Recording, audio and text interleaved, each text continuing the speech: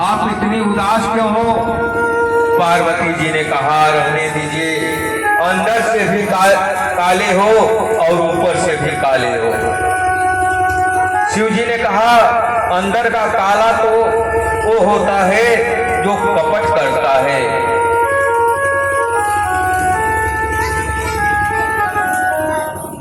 और मैंने तो जीवन में कोई आपसे कपट नहीं किया, आप मुझे कब की बोलती हैं?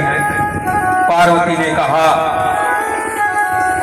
बहुत झूठ बोलते हैं आप। 24 घंटों मुंडों की माला जो पहनकर घूम रहे हैं, ये बात मुझे कभी बताई आपने?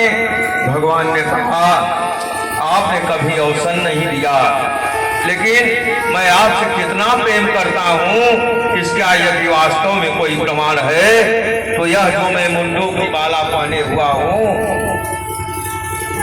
जो मुंडों की माला है, मुंडों में माला किसी और का नहीं, सिर है आपका सिर है देवी।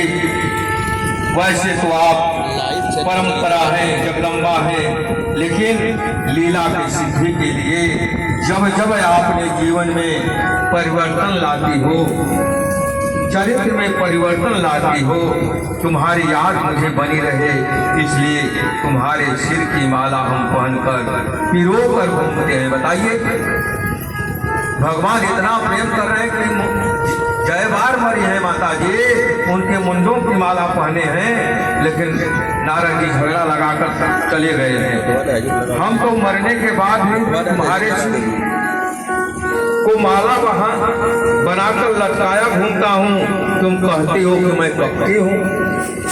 पार्वती बोली, हे भगवान, अब तो आप महाकपटी निकल गए, अभी तक तो कपटी ही थे। शिव जी बोले, कैसे?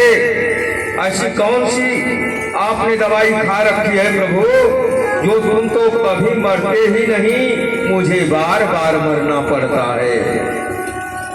वास्तव में प्रेम करते हो तो मुझे वह औषधि पिला दो, जिसे पीने से मैं अमर हो जाऊं। भगवान शंकर गंभीर हो गए, सोचने लगे, उनके नेत्र सजल हो गए और परम्बा पार्वती से बोलते हैं, देवी, मैंने अद्भुत अमृत का पान किया है,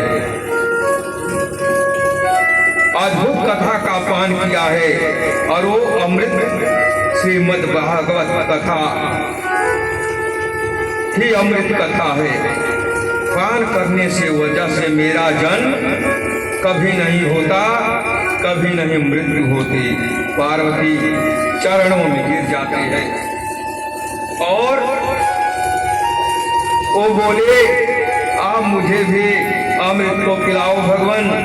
शिव जी ने कहा, भागवत की कथा सुनने के 3 विधान हैं।